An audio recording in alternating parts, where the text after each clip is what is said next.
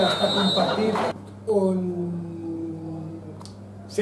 intentant ser molt objectiu, crec que el resultat és just, crec que el Viladecans potser ens ha dominat algunes fases, però sense pràcticament crear gens de perill. Nosaltres no hem dominat tant, però hem fet un molt bon partit com a visitant i hem tingut les ocasions més clares i dues faltes molt a prop de l'àrea, que eren dues faltes molt perilloses, i una al temps de descompte, amb la qual cosa no hagués donat temps de reaccionar. Aleshores crec que per sensació de perill, crec que el Targa, si algú es mereixia guanyar, era el Targa, encara que entenc que ha estat un partit molt igualat i crec que el més just és dir que l'empat és just i bueno, és això, ens queda una miqueta la sensació agridolça, més que res perquè al descompte hi ha hagut 3 ocasions, algunes força clares i sap una miqueta greu, però hem de mirar els 90 partits, els 90 minuts i crec que el resultat és just.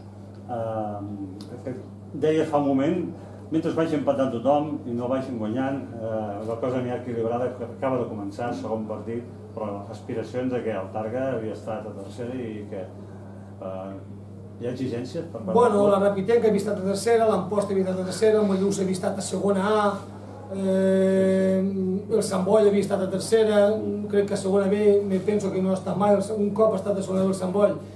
Jo devia ser molt jove, no ho sé. Aleshores, nosaltres, si algú coneix la categoria, és el Targa, fa molts anys que hi és. És una categoria molt complicada. Abans de començar, està clar que el candidat número 1 a pujar és el Sant Boi.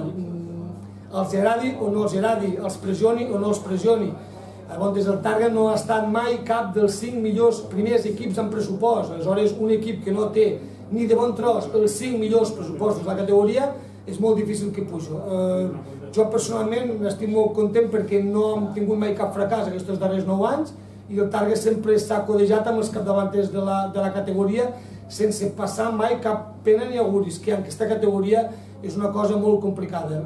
Aleshores, l'objectiu és anar pas a pas i si podem que el Sant Boi i d'altres equips no s'escapin massa, doncs l'objectiu, això és demanar molt, és entrar els darrers 2 mesos amb alguna opció com a mínim a fer la promoció, perquè la gent estigui enganxada. Però soc conscient que dir això són paraules majors. L'any passat els de Vistalegre tenien un equip també dels favorits del grup i van acabar baixant de categoria. Aleshores, si alguna cosa és, aquesta categoria és imprevisible. Aleshores, faria bé que ningú es confiés i que ni el Sant Boi ni cap equip d'aquestos, perquè el Targa serà un dels equips que intentarem posar moltes dificultats a tots els contribuents.